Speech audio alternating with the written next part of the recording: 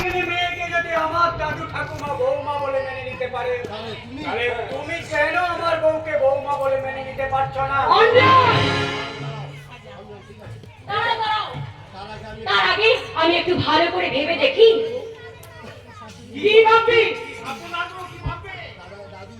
দাদু বাবা কাকা যে ভদ্র মহিলা তার ছেলের বউকে মেনে নিতে পারছে না, তিনি কি জানেন তার মতো একটা অসভ্য ভদ্র মহিলাকে আমি আমার শাশুড়ি বলে মেনে নেব কিনা? এই ঝুমুরানি, দেখবি মারব তোর গলে এক চড়। খুব সাবধান, যখন তখন কথায় কথায় যাত্রার গায়ে হাত তুললে এই হাতটা আমি একেবারে মুচড়ে ভেঙে দেবো।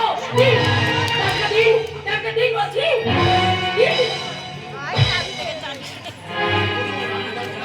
আমি জানতাম আমার বৌমা এসে তোমাকে উচিত শিক্ষা দেবে, আর দিয়েছে ঠিক তাই। অঞ্জন, তুই বউকে কিচ্ছু বললি না? বউয়ের চেয়ে তোর মা তোর কাছে ছোট হলো?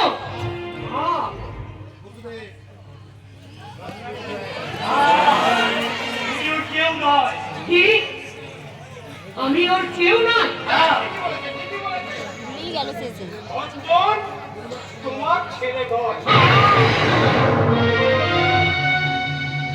অঞ্জন আমাদের আসল নাতি নয়। দাদু, তুমি আমার আসল দাদু নয়। ওই মা আমার মা নয়। এই বাবা আমার বাবা নয়। তাহলে আমি কে? আমি কে? কে আমার মা? কে আমার বাবা? তোমরা সবাই মিলে উত্তর দাও। তুলসী, তোমার উপর থেকে সব শর্ত তুলে নিলাম, তুমি এবারে উত্তর দাও। ওই মা তোর মা নয়। ওই মা তোর মা নয়। তুলসী দাসী তোর মা।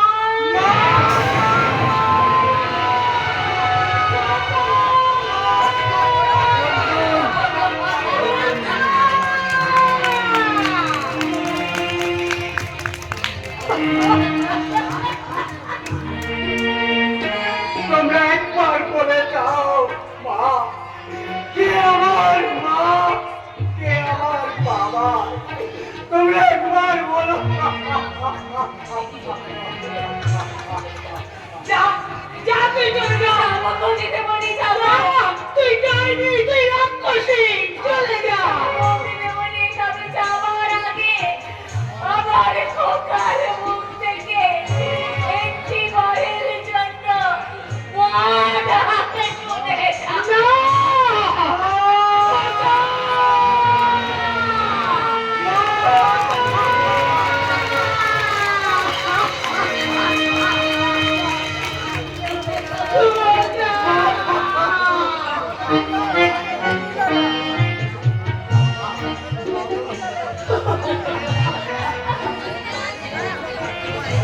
আমি এখন কি করবো বলে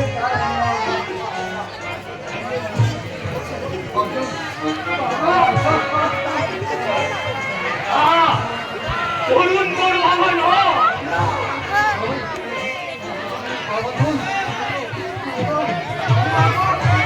বলো কে আমার বাবা?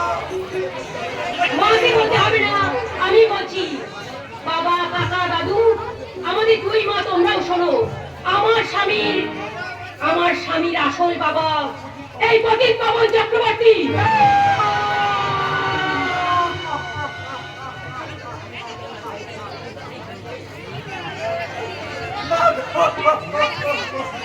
ওই শয়তান পতিত পাবন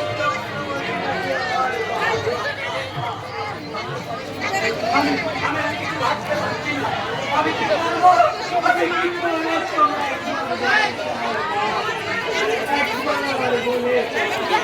অঞ্জন, অঞ্জন, তুমি এভাবে ভেঙে পড়ছো না কেন? তুমি না একজন পুলিশ অফিসার? তুমি শক্ত হাতে দায়িত্ব পালন করো। যাও। Bye.